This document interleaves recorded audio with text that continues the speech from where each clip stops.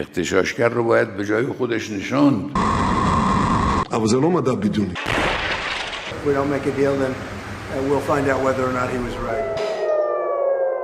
মধ্যপ্রাচ্যের আকাশ এখন অশান্ত। ইসরায়েল, আমেরিকা এবং ইরানকে ঘিরে চলমান সামরিক উত্তেজনা বিশ্ব রাজনীতিকে নতুন করে ঝাঁকুনি দিয়েছে। বিশ্লেষকরা বলছেন, এই সংঘাত শুধু ভূ রাজনৈতিক নয়, এর সাথে জড়িয়ে আছে ইতিহাস আর ধর্মীয় বার্তা। পবিত্র কোরআনে স্পষ্ট করা আছে ইসরায়েলের শেষ পরিণতি কি হবে। আল কোরআনের সূরা বনী ইসরায়েলে মহান আল্লাহ তাআলা ঘোষণা করেন, বনী ইসরায়েল পৃথিবীতে দুইবার বড় ধরনের ফ্যাসাদ সৃষ্টি করবে এবং চরম অহংকারে ডুবে যাবে। ইতিহাসের প্রথম অধ্যায়ে নবীদের অবমাননা ও হত্যার মতো অপরাধের কারণে তাদের উপর নেমে আসে ভয়াবহ পরাজয়। খ্রিস্টপূর্ব ৬ষ্ঠ শতকে ব্যাবিলনের শাসক নেবুখাদনেজার জেরুজালেম দখল করে নেয়। এতে বহু মানুষ নিহত হয়, সাথে হাজারো মানুষ বন্দী হয়ে নির্বাসনে যায়।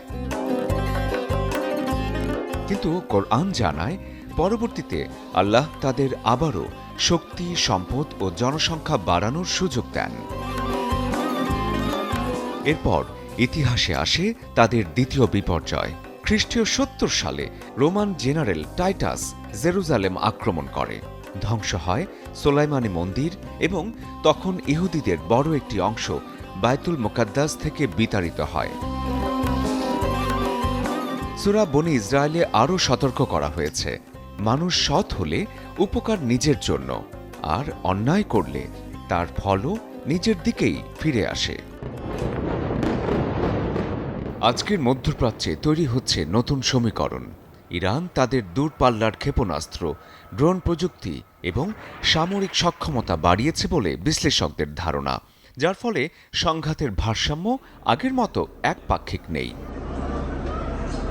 অনেক ইসলামিক চিন্তাবিদ মনে করেন, ইতিহাসের সেই সতর্কবার্তা আজও ভীষণ প্রাসঙ্গিক। অন্যায় ও সংঘাত যদি অব্যাহত থাকে, তবে কোরআনে বর্ণিত বিপর্যয়ের পুনরাবৃত্তি অসম্ভব নয়। ইতিহাস, ধর্মগ্রন্থ আর বর্তমান রাজনীতি সবকিছু মিলিয়ে মধ্যপ্রাচ্যের এই অধ্যায় যেন এখনো অসমাপ্ত এক গল্প।